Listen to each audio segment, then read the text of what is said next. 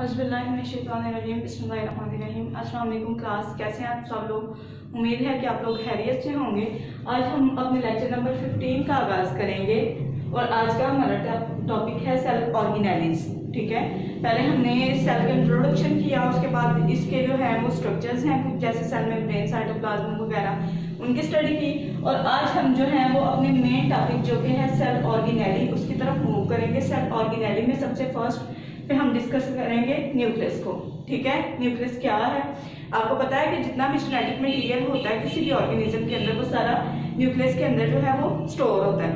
इसकी एक दफ़ा हम स्टडी कर लेते हैं और ये स्ट्रक्चर मैंने आपके सामने ड्रॉ किया हुआ है। ये इसके डिफरेंट पार्ट्स हैं, वन बाय वन इनको डिस्कस करेंगे हम आज के लेक्चर में। सबसे पहले है nucleus. A prominent nucleus occur in eukaryotic cells. In animal cell it is present in the centre, while in mature plant cell due to the formation of large vacuole it is pushes to side। अब कह रहे हैं जितने भी eukaryotic organism हैं उन सब के अंदर जो है एक वेल डेवलप और प्रोमिनेंट जो है वो न्यूक्लियस होता है। ठीक है, ये प्लांट सेल की बात करते हैं, होता कहाँ है, सेल के सेंटर में। ये देखें, इस तरह से एक सेल है अगर, तो उसका सेंट्रल पार्ट, ये जो सेंटर में होता है बिल्कुल पार्ट, इसको हम बोलते हैं न्यूक्लियस। लेकिन अगर हम बात करें प्लांट सेल की, तो प्लांट सेल आपको पता है कि इसके अंदर, प्लांट सेल के अंदर जो है एक लार्ज वैक्यूल होता है, बड़ा वैक्यूल होता है।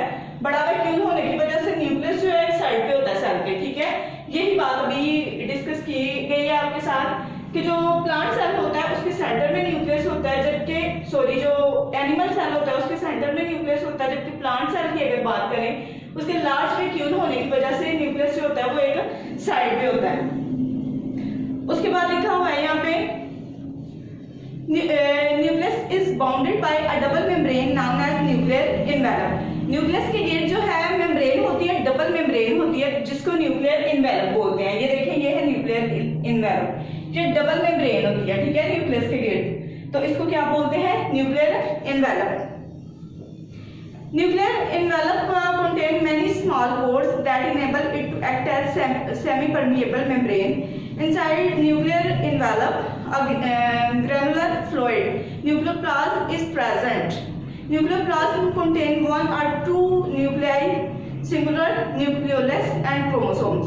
अब ये देखें, यहाँ पे बात हो रही है कि न्यूक्लियस जो है, ये जो है इसकी गिर्द न्यूक्लियर इनवेलप होती है जो कि इसको सेमी परमिएबल बनाती है। ठीक है, उसके अलावा न्यूक्लियस के अंदर पोर्स होते हैं। ठीक है, जिनको हम न्यूक्लियर पोर्स कहते हैं, ये सुराख होते हैं इसकी मेम्ब्रेन के अंदर। ठीक है, इनको हम कहते हैं nuclear pores.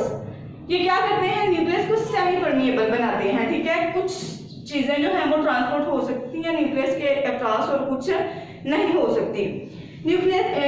Nucleolus is a dark spot and it is the site where ribosomal RNA are formed and assembled as ribosomes।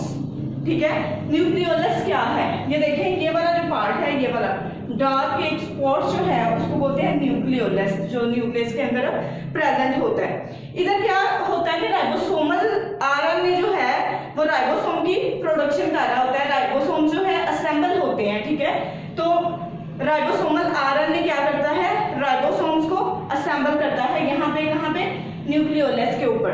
ठीक है, उसके बाद chromosomes are visible only during cell division, while during interphase non dividing phase of the cell they are in the form of fine thread like structure known as chromatin. Chromosomes are composed of deoxyribonucleic acid and protein. अब ये देखिए, यहाँ पे बात हो रही है chromosomes और क्रोमेटिन की डिफरेंस की।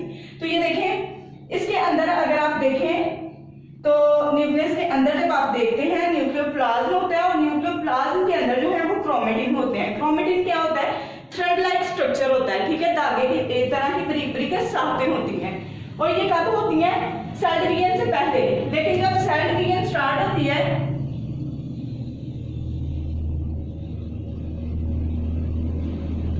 सेल डिवीजन जब स्टार्ट होती है तो ये क्रोमेटिन जो है ये क्रोमोसोम्स में कन्वर्ट हो जाते हैं।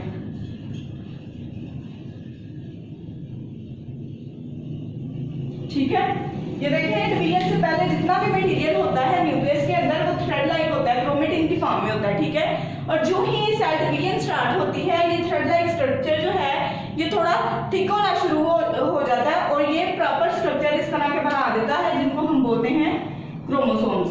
ठीक है। तो क्रोमोसोम्स की फॉर्मेशन हो जाती है क्रोमेटिन से।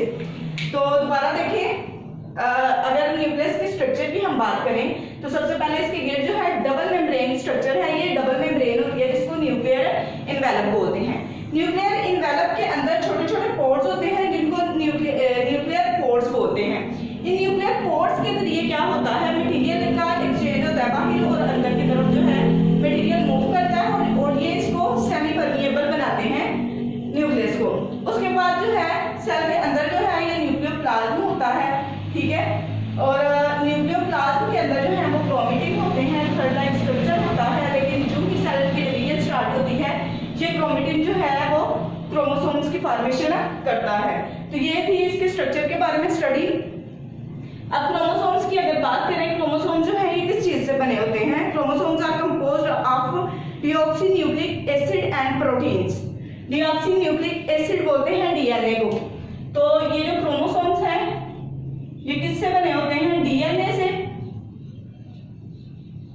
प्लस प्रोटीन, ठीक है। किससे बने होते हैं क्रोमोसोम्स? डीएनए प्लस प्रोटीन, इन दोनों के मिलने से क्या बनते हैं? Chromosome. The prokaryotic cells do not contain prominent nucleus. Their chromosomes is made of DNA only and is submerged in cytoplasm. अगर प्रोकैरियोटिक सेल्स की हम बात करें तो इनके अंदर जो है वो प्रोमिनेंट न्यूक्लियस नहीं होता। हमने पहले भी स्टडी की हुई है कि जो यूकैरियोटिक सेल्स हैं उनके अंदर वेल डेवलप्ड प्रोमिनेंट न्यूक्लियस होता है, प्रोकैरियोट्स के अंदर ये मौजूद नहीं होता। इनके क्रोमोसोम जो है ये डीएनए से ही, सिर्फ डीएनए से बने होते हैं, प्रोटीन से नहीं बने होते। प्रोकैरियोट्स की बात कर रहे हैं हम, तो इनके अंदर पहली बात तो ये कि वेल डेवलप्ड न्यूक्लियस नहीं होता। दूसरी बात ये कि इनका जो है वो क्रोमोसोम वो सिर्फ डीएनए से बने होते हैं, प्रोटीन से उनकी फॉर्मेशन नहीं होती। और ये डीएनए जो है ये भी साइटोप्लाज्म के अंदर जो है वो सबमर्ज हुआ होता है, ठीक है। यानी साइटोप्लाज्म के साथ मिला हुआ होता है। ये जो डीएनए है ये सबमर्ज हुआ होता है, किसके साथ? साइटोप्लाज्म के साथ, यानी साइटोप्लाज्म के अंदर ही मिला हुआ होता है। इसके गिर्द कोई भी जो है प्रोकैरियोट्स के अंदर कोई भी इस तरह से मेम्ब्रेन नहीं होती न्यूक्लियस के गिर्द, ठीक है। तो ये होगी स्टडी न्यूक्लियस की। न्यूक्लियस के बाद जो हमारा सेल ऑर्गेनेली है वो है राइबोसोम्स। न्यूक्लियस के बाद हम राइबोसोम्स की स्टडी करेंगे। राइबोसोम्स क्या करते हैं? राइबोसोम्स का फंक्शन है बेटा प्रोटीन की सिंथेसिस करना, ठीक है। न्यूक्लियस जो आपने पढ़ा इसके अंदर डिफरेंट जैसे न्यूक्लियर इनवेलप क्या है, क्रोमोसोम्स क्या है, क्रोमेटिन, इन सब की डेफिनेशन जो है इंडिविजुअली भी आपने कर लेनी है, इसको पढ़ना है पैराग्राफ को। और सेकंड जो है वो है राइबोसोम्स,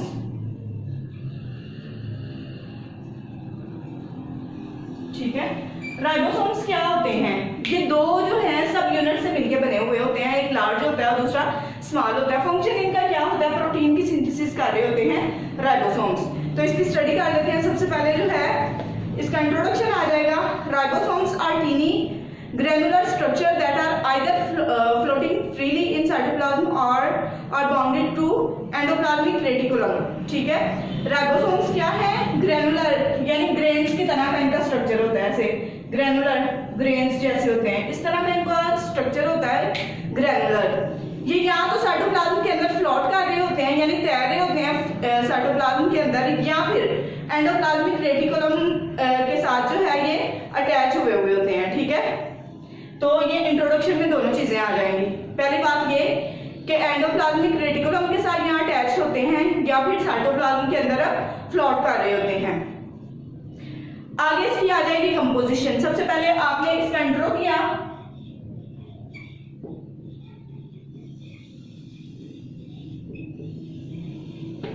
देन है कंपोजिशन।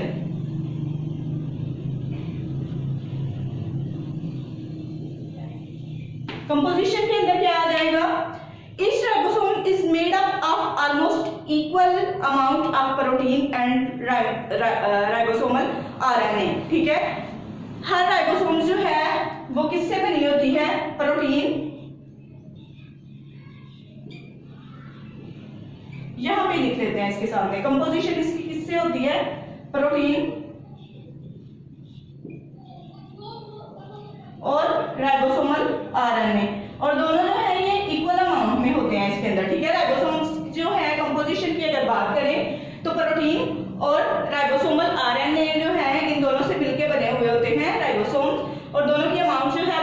इक्वल होती है।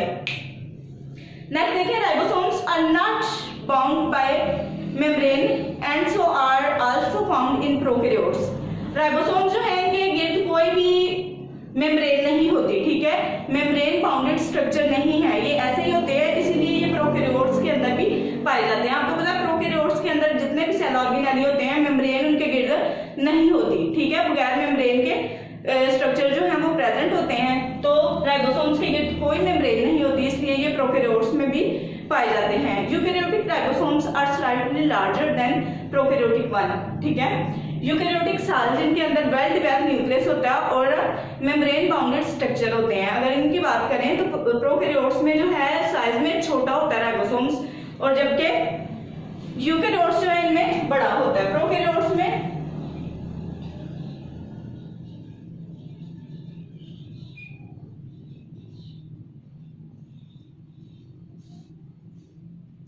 इनमें स्मॉल साइज होता है, जबकि यूकैरियोट्स में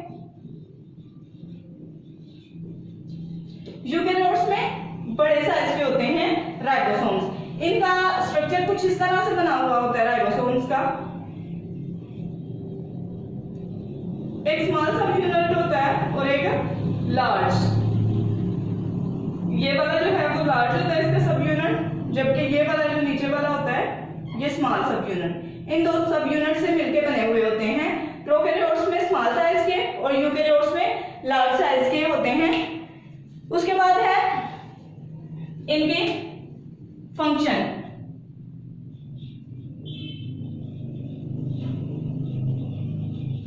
ठीक है, अब हम क्या करेंगे, राइबोसोम्स का फंक्शन जो है इसकी स्टडी करेंगे कि मतलब क्या इसका वर्क कहाँ पे करता है, क्या इसका रोल क्या है सेल के अंदर। ठीक है, सबसे पहले हमने बेटा किया इंट्रोडक्शन, वो मैंने आपको बता दिया इंट्रोडक्शन कहाँ तक था, देन इसकी कंपोजिशन थी, और अब हम मूव कर रहे हैं फंक्शंस की तरफ। Ribosomes are the site of protein synthesis. Ribosomes जो है ऐसी जगह है जहां पे प्रोटीन की सिंथेसिस होती है, यानी प्रोटीन बनती है। Protein synthesis is extremely important to cells. Protein का बनना जो है ये सेल्स के लिए बहुत ही जरूरी है। And so large number of ribosomes are found throughout cell. इसीलिए जो है वो राइबोसोम जो है बड़े नंबर में पूरे सेल्स में जो है वो बिखरे हुए होते हैं। ठीक है, पूरे सेल्स के अंदर एक बड़ी मिकदार में राइबोसोम्स जो हैं वो पड़े हुए होते हैं। When a ribosome is not work, it disable into two small unit। अगर देखें ये राइबोसोम जो है अगर काम ना कर रहे हों तो ये डिसअसेंबल हो जाते हैं। ठीक है, डिसअसेंबल हो जाते हैं into two small units। अब ये देखें ये दो स्मॉल यूनिट्स से मैंने आपको बताया कि राइबोसोम्स जो हैं इनका स्ट्रक्चर कुछ इस तरह से होता है।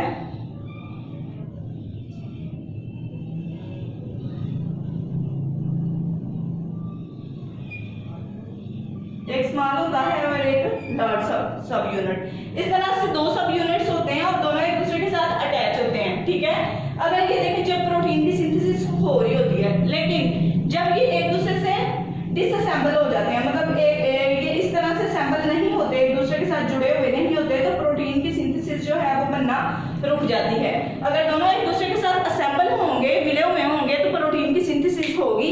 अगर दोनों एक दूसरे के साथ मिले हुए नहीं होंगे तो प्रोटीन की सिंथेसिस नहीं होगी। यहाँ पे लिखा हुआ है when a ribosome is not working, जब एक राइबोसोम जो है वो वर्क नहीं कर रहा होता, it disassembles into two smaller units. तो ये डिसअसेंबल हो जाता है दो स्मॉल यूनिट्स में। ठीक है, इस तरह से ये दोनों फिर क्या हो जाएंगे, एक दूसरे से सेपरेट हो जाएंगे। जब दोनों एक दूसरे के साथ असेंबल होते हैं तो प्रोटीन की सिंथेसिस हो रही होती है, और जब एक दूसरे के साथ असेंबल नहीं होते तो प्रोटीन की सिंथेसिस नहीं होती।